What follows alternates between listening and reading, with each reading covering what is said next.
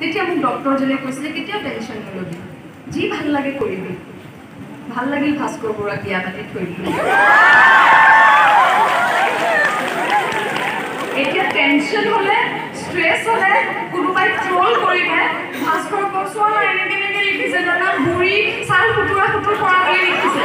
সি কৈছে বাদ দিয়াহে, সি দেখিছে নেকি তোমাক ওচৰৰ পৰা? নাই দেখা নহয়, মই দেখিছোঁ নহয়, তুমি পৃথিৱীৰ আটাইতকৈ ধুনীয়া মানুহ।